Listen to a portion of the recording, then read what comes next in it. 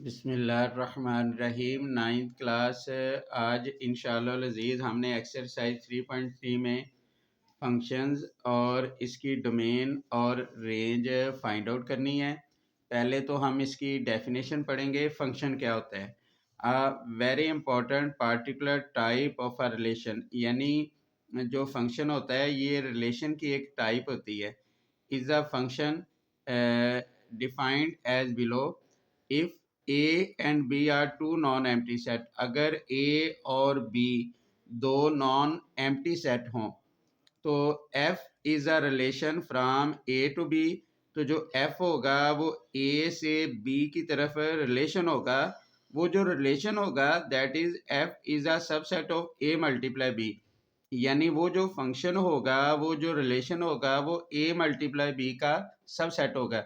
यानी उसके जो एलिमेंट्स होंगे वो ए मल्टीप्लाई बी में पाए जाएंगे। और फिर वो जो फंक्शन होगी उसकी जो डोमेन होगी वो इक्वल टू सेट ए। यानी इसमें कंडीशन है, सबसे पहले हमने ये देखना है कि वो जो रिलेशन है क्या ए मल्टीप्लाई बी का सबसेट है, यानी रिलेशन के जितने भी सेट हैं वो ए मल्टीप्लाई बी में मौजूद होंगे। Number one condition.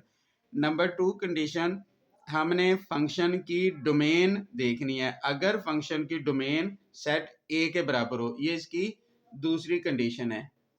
उसके बाद ये इसकी थर्ड कंडीशन ये है कि first element of no two pair of F are equal. यानी इसका मतलब है कोई से दो ऑर्डर पेयर का पहला एलिमेंट रिपीट नहीं होना चाहिए। दूसरा रिपीट हो सकता है लेकिन पहला रिपीट ना हो।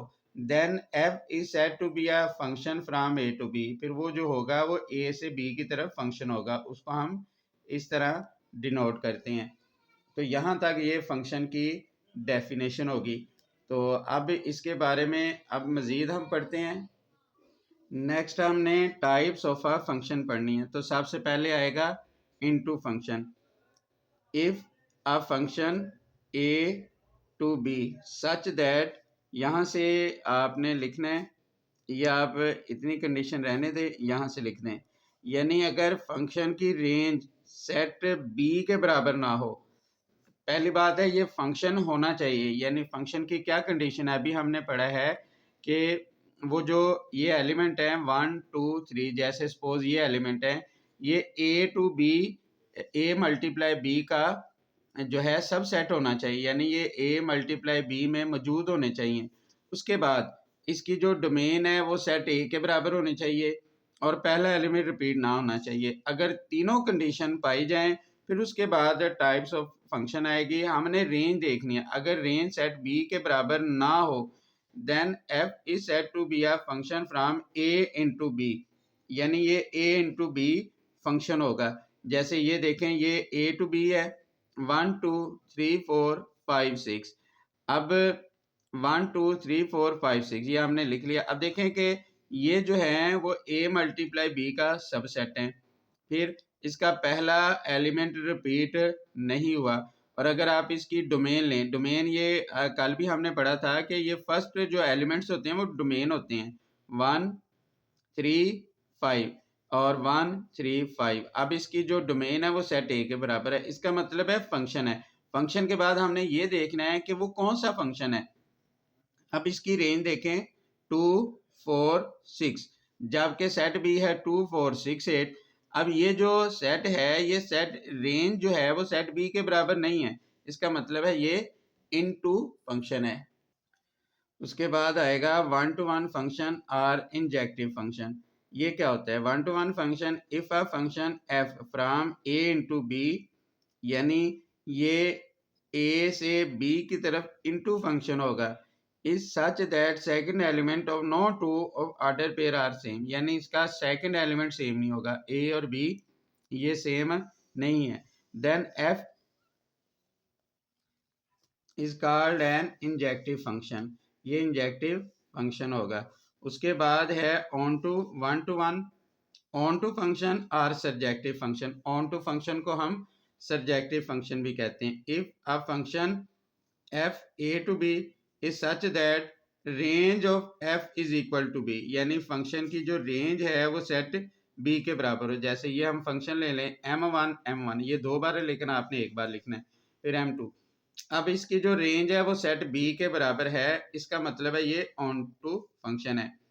Is the image that some element of A is called an onto function और सर्जेक्टिव फंक्शन, यानी इसे ऑन टू या हम सर्जेक्टिव फंक्शन कहेंगे। और उसके बाद नेक्स्ट इसको देखें, ये हमने पढ़ा था ऑन टू फंक्शन और सब्जेक्टिव फंक्शन। फिर आ गया one to one and onto. अब इसमें दोनों कंडीशन पाई जाएंगी, वन टू वन की भी और ऑन टू फंक्शन की भी। तो इसको हम रीड कर लेते हैं। A function F from A to B is such that to be a bijective function if the both one to one and onto, यानी उसमें वन टू वन की कंडीशन भी होगी और ऑन टू कंडीशन भी होगी। Such that function is also called one to one correspondence between set A to B, यानी इसमें दोनों कंडीशन पाई जाएंगी, तो ये बाइजेक्टिव फंक्शन होगा। नेक्स्ट आएगा linear and quadratic function. The function y is equal to mx plus c is called a linear function। ये लीनियर फंक्शन है because it's graph geometrical representation is a straight line, यानी इसका जो graph अगर आप बनाएंगे तो वो स्ट्रेट लाइन में बनेगा, यानी लीनियर इक्वेशन का ग्राफ हमेशा स्ट्रेट लाइन में होता है। ये लीनियर फंक्शन की डेफिनेशन है। इसमें जो वेरिएबल की हाईएस्ट पावर 1 होती है, तो अगर हाईएस्ट पावर 1 है तो वो लीनियर है। Quadratic function the function ax square plus bx plus c is called a quadratic function. इसको हम क्वाड्रेटिक फंक्शन कहेंगे जिसमें हाईएस्ट पावर जो है 2 हो। अब देखें, इसमें हाईएस्ट पावर 1 है, ये लीनियर फंक्शन है। इसमें हाईएस्ट पावर 2 है, ये क्वाड्रेटिक फंक्शन है। अब इसके बाद हम एक्सरसाइज स्टार्ट करते हैं। अब क्वेश्चन नंबर 1 में सबसे पहले तो ये a की वैल्यू दी गई है। सबसे पहली बात ये कही हुई है find the following relation in A. तो रिलेशन इन ए यानी हमने a multiply A find out करना है। अब a मल्टीप्लाई ए कैसे आएगा, पहले हमने 1 को इन सारे एलिमेंट्स के साथ लिखना है, यानी ये आ जाएगा 1 1, फिर ये आ जाएगा 1 2, फिर ये आ जाएगा 1 3, फिर आ जाएगा 1 4। उसके बाद 2 को हम सारों के साथ लिखेंगे 2 1 2 2, फिर आ जाएगा 2 3, फिर आ जाएगा 2 4, फिर हम 3 को सबके साथ लिखेंगे 3 1, फिर उसके बाद आएगा 3 2, फिर आ जाएगा 3 3, और फिर आएगा 3 4। इसी तरह हम 4 को इन चारों के साथ लिख लेंगे 4 1, फिर आएगा 4 2, फिर आएगा 4 3, फिर आएगा 4 4।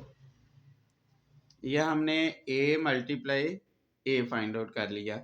अब उसके बाद नंबर 1 जो कही हुई है state the domain and range of each of the function.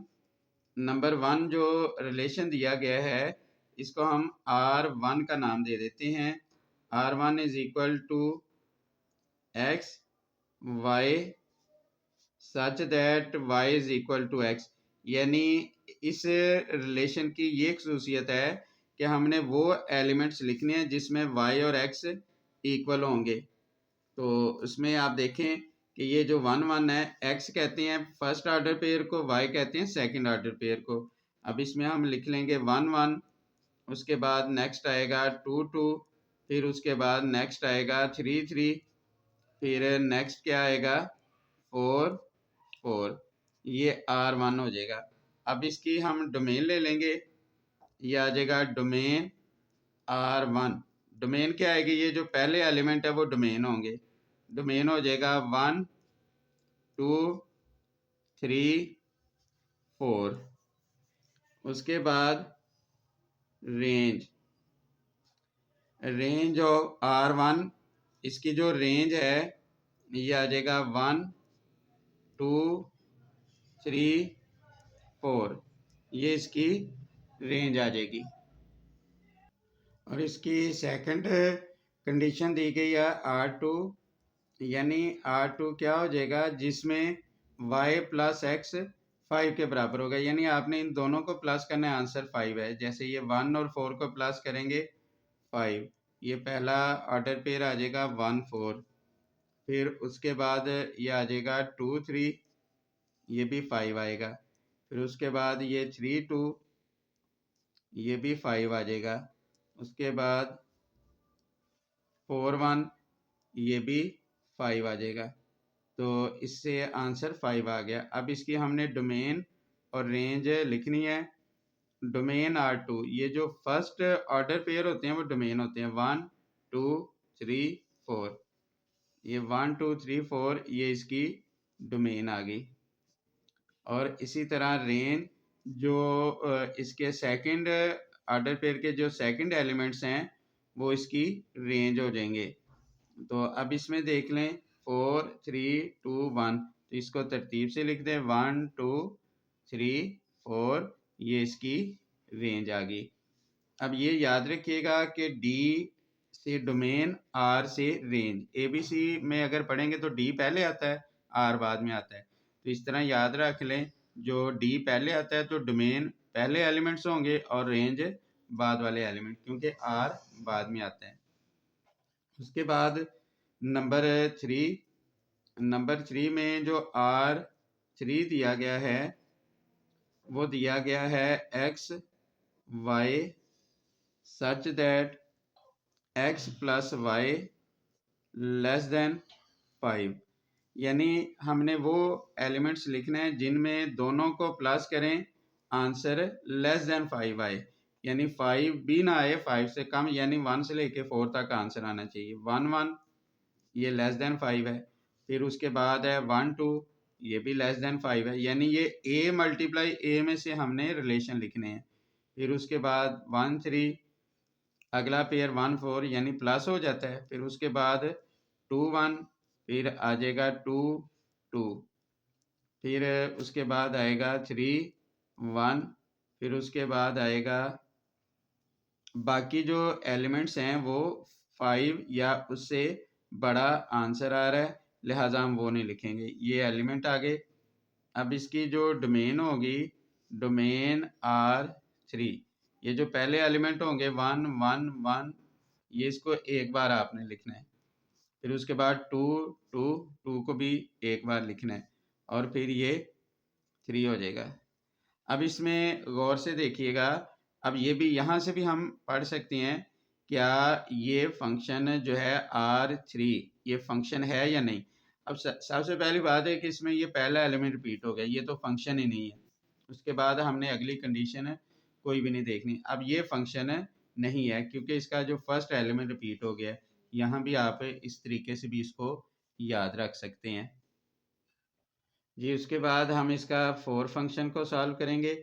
इसकी कंडीशन ये है कि x plus Y greater than 5, यानी हमने वो एलिमेंट्स लिखने हैं जो 5 से बड़े होंगे। तो 2 4 3 3 3 4, देखें अब इन दोनों को प्लस करें तो आंसर 5 से बड़ा आएगा। हमने इसकी डोमेन और रेंज लिख ली। तो ये क्वेश्चन नंबर 1 कंप्लीट हो गया है। डेफिनेशन और ये क्वेश्चन को अच्छी तरह देखना है, इसमें कोई भी प्रॉब्लम हो तो आपने लाजमी पूछना है।